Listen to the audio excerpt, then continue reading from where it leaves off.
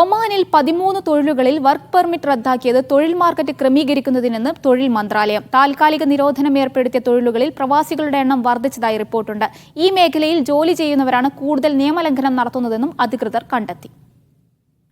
ഒമാനിൽ നിരോധനം ഏർപ്പെടുത്തിയ 13 തൊഴിലുകളിലും കാര്യമായി പ്രവാസികൾ മാത്രമാണ് ജോലി ചെയ്യുന്നത്. 6 മാസക്കാലത്തേക്കായിരുന്നു വർക്ക് പെർമിറ്റ് നിരോധനം ഏർപ്പെടുത്തിയിരുന്നത്. എന്നാൽ നിയന്ത്രണം തുടരാനാണ് സാധ്യത. നിലവിൽ ബംഗ്ലാദേശിൽ നിന്നുള്ള തൊഴിലന്വേഷകർക്ക് ഒമാനിൽ ഭാഗികമായി വിലക്ക് നിലവിലുണ്ട്. പുതിയ നിയമം നിലവിൽ ഒമാനിലുള്ളവർ അനധികൃതമായി ജോലി ചെയ്യുന്നത് തടയാനും തൊഴിലാളികളെ നിയമവിധേയമാക്കാനും സഹായിക്കും.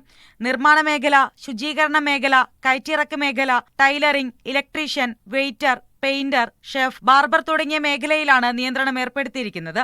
അടുത്ത മാസം മുതൽ നിലവിൽ വരുന്ന പുതിയ നിയന്ത്രണങ്ങൾ നിർമ്മാണ മേഖലയിലടക്കം വിദേശികളുടെ ജോലിയെ പ്രതികൂലമായി ബാധിക്കും. Media 1, Muscat.